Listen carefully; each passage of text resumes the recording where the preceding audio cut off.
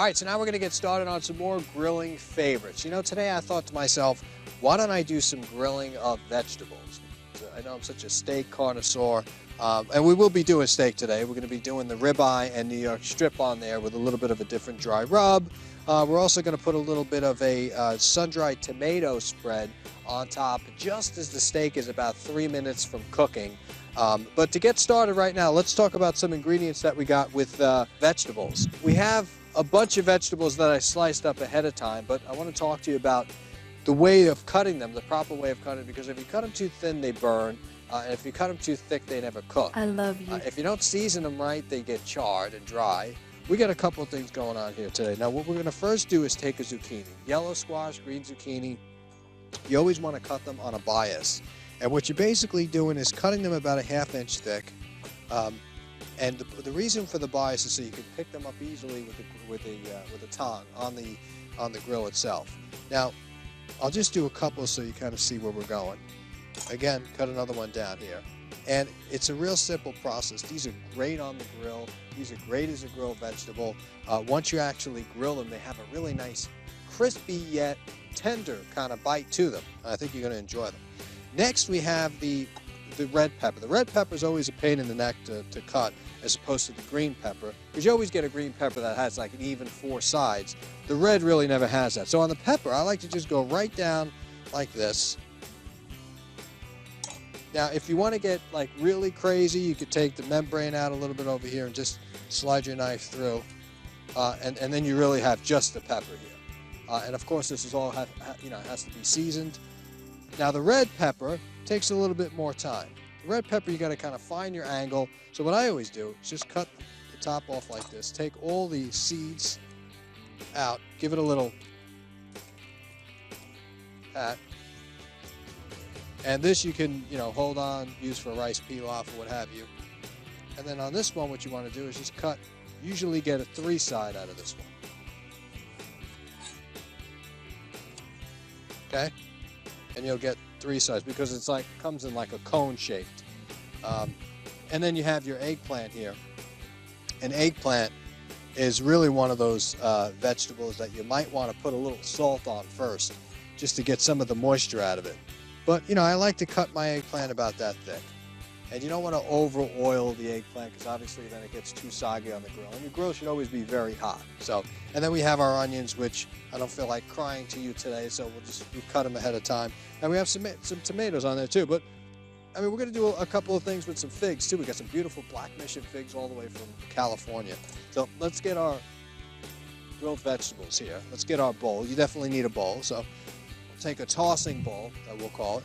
And we're going to put some olive oil in here. Extra virgin, and we're going to put a little bit of smoked salt down on the bottom,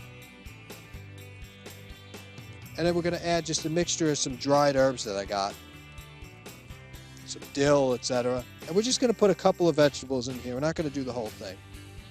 Now, one thing about the onion, because you'll know if you manhandle it too much, it'll break. So let that be one of the first things that you do, and just put it on the grill. Now, we're also going to take this corn and put the whole ear of corn in the husk right on the grill. So we're going to take our whole ear like that. I'm just going to put that on there. We got our onion going on. We got our eggplant. Then we're going to take our zucchini. We don't have any yellow squash here today.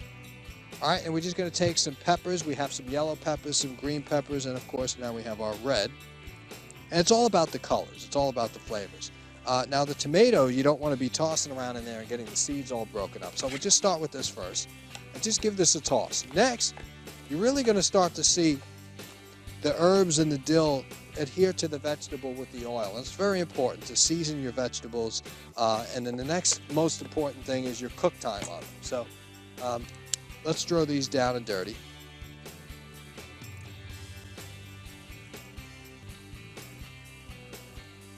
All right. We got our vegetables here. So what we're going to do is take these beautiful black mission figs all the way from California. I mean, and these babies are good because I had about 12 of them so far.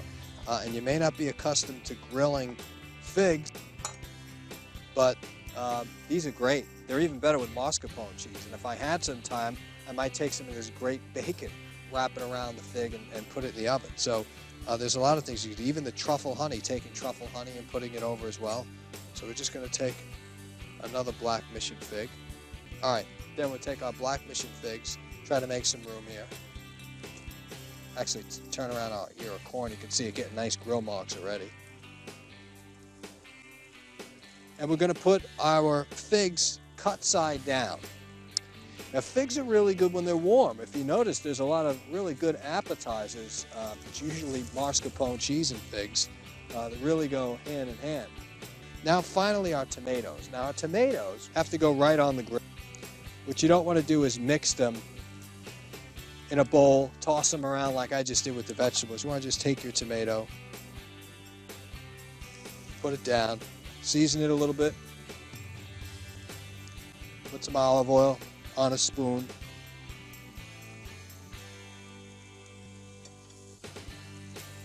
and do the same on this side. This is nice. Nothing like a grilled tomato that's seasoned well. So now while our vegetables are cooking, what we're going to do is make another dish here. So we have some onions that are cut here already. What we're just going to do is put them at the dicing stage.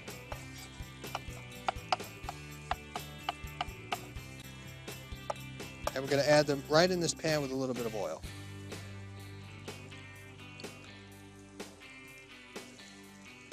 And this is going to be really good. I love this dish. I put some of my sun-dried tomato pesto in here. So now cook down your onions, bleed that flavor into the oil.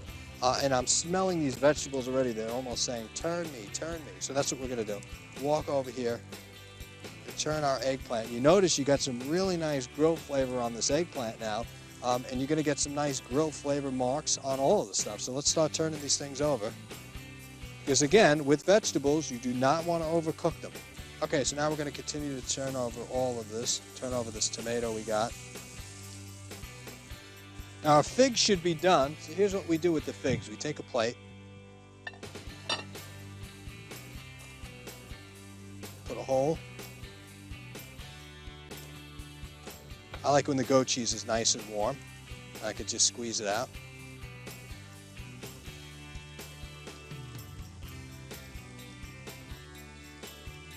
All right, now we have our goat cheese down. Take your figs. You don't want to go too long on the figs because then they lose their structure. And you can see that we got incredible grill marks on the figs. It goes right on top of the goat cheese. All right, that's your figs, that's your goat cheese, that's done. Take a little bit of your smoked salt, just as a finishing salt, and put it on top.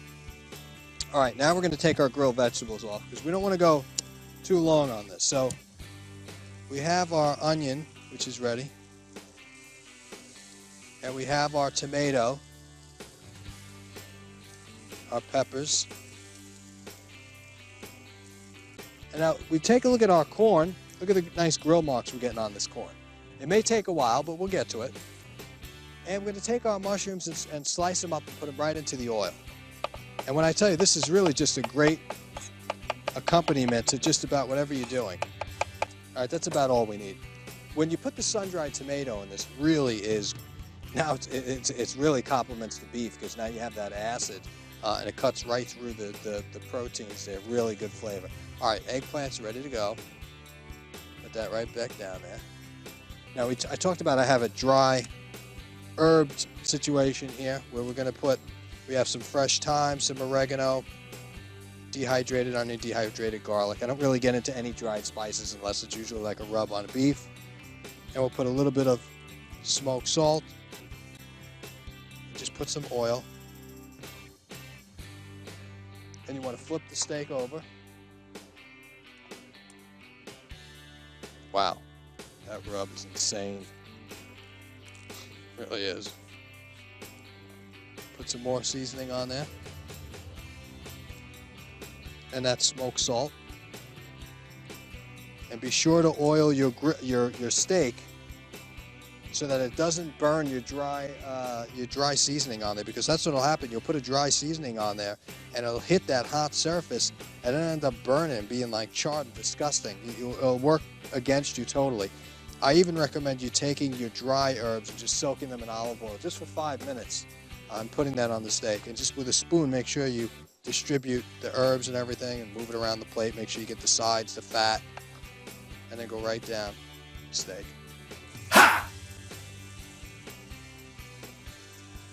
So we'll take some bacon. This is applewood smoked bacon. And that's all I'm going to use. All right, we're going to toss this up. We're looking good. You can see now everything's starting to marry together. The mushrooms are grabbing the flavor.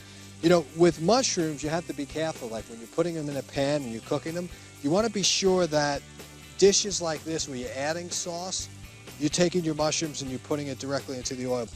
So now comes the part we're going to add the sun-dried tomato pesto that I've done earlier, which, you know, if you're not accustomed to sun-dried tomato, I like to get the sun-dried tomatoes in the oil already so I don't have to go through the trouble of boiling them, draining the liquid, and then putting through the processor. So put about 2, actually maybe need 3 tablespoons in this baby.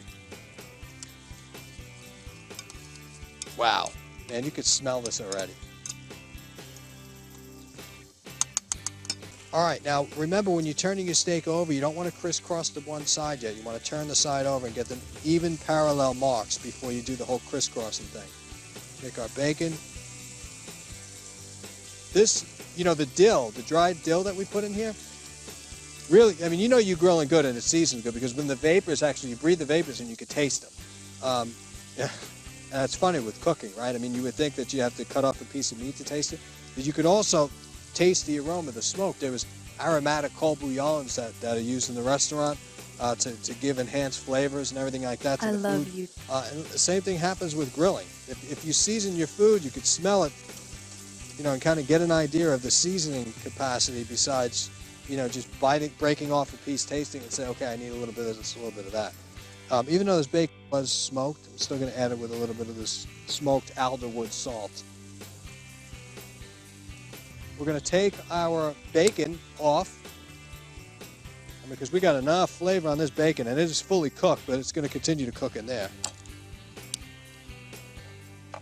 And we're just going to give this, you know, just a simple julienne.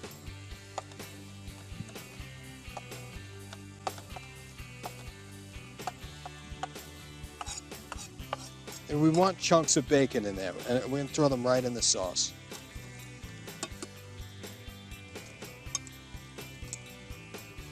All right, let's crisscross those steaks now. We got about another minute. Now our ear of corn is super hot. Let's try to disassemble this. You know what I mean? It wasn't boiling. We really didn't do anything but just keep it in its original flavor. We didn't do anything but keep it and cook it in its original form. We're going to put that ear of corn there so far. And man, it's really ready to be eaten. I mean, maybe put a little olive oil and a little salt on there, but you're good. All right, let's take the steaks off. Take the steaks off. Now, the sirloin steak is always the one that I put something extra on because I always feel that the sirloin steak doesn't have enough fat to give it the flavor it should have. So what I'm going to do is take some of this incredible onion, mushrooms, and bacon and sun-dried tomatoes and put it right on top of there. Good stuff. Good stuff. Make sure you put a little bit of oil on there too. You get that drippings from the fat of the bacon. Now, we can't forget a couple of things here. One is our wine. Today we're going to pair 2010 Chardonnay, which is going to go perfect with these vegetables. Maybe okay with the steak. Probably could have used a red. But this is going to go great with the vegetables. And with the vegetables, goji berries. Perfect with the vegetables. Well, that'll do it for today's grilling show. Thank you so much for joining me on this episode of Taste This TV. I hope you enjoyed yourself and you'll try some of these recipes at home. Until next time, remember, there are no rules in cooking. Taste this.